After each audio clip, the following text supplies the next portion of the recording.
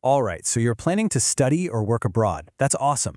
But you've probably already hit that first big wall. Which English test do you take? It can feel like a huge decision, but don't worry, we're about to break it all down and make it way simpler.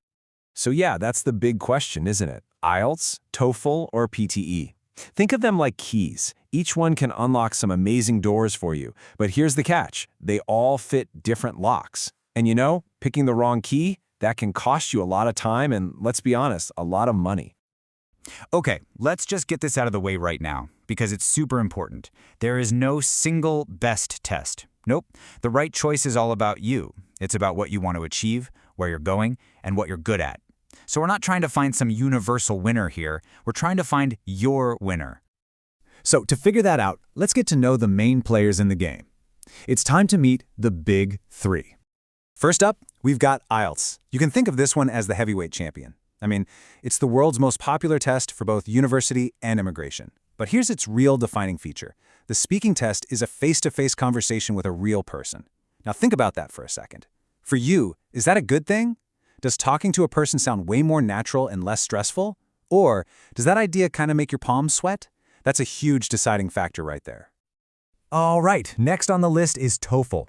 If IELTS is the popular champ, TOEFL is kind of like the academic gold standard, especially if you've got your eyes set on the United States. The whole thing is on a computer, and it's all about what they call integrated skills. Basically, it tries to act like a real university class. You'll read something, then listen to a lecture about it, and then have to talk or write about what you just took in. It's all connected.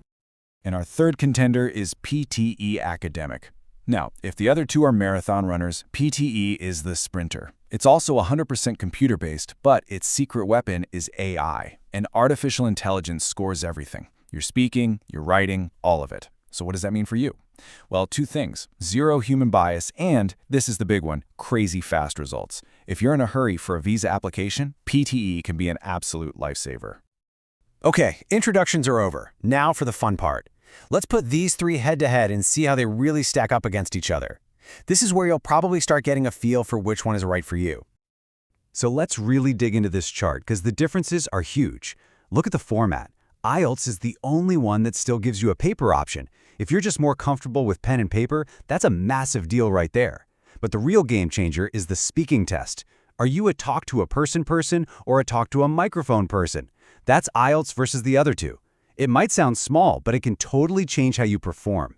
And then, look at the results time. We're talking 3 to 13 days for IELTS, 4 to 8 for TOEFL, and then PTE just blows them away with results in about 2 days. Wow, that's not just fast. That can literally be the difference between making a deadline or missing it.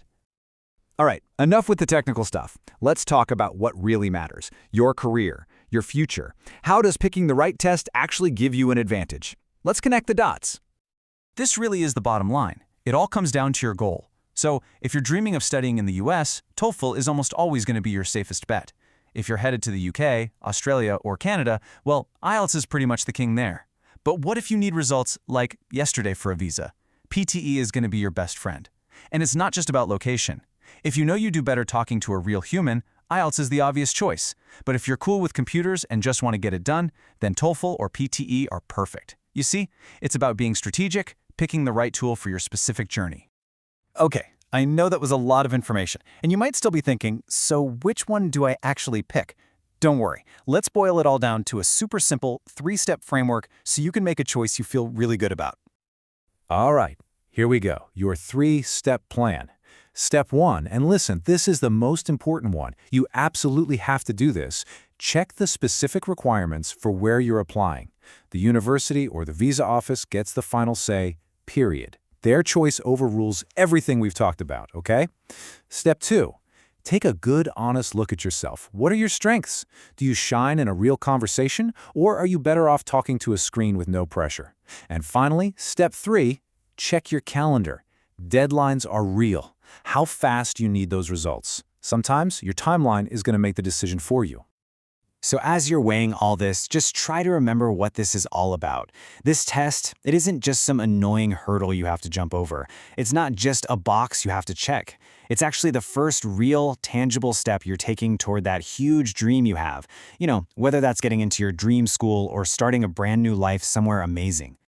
Because at the end of the day, it's not really about the test, is it? It's about what comes after the test.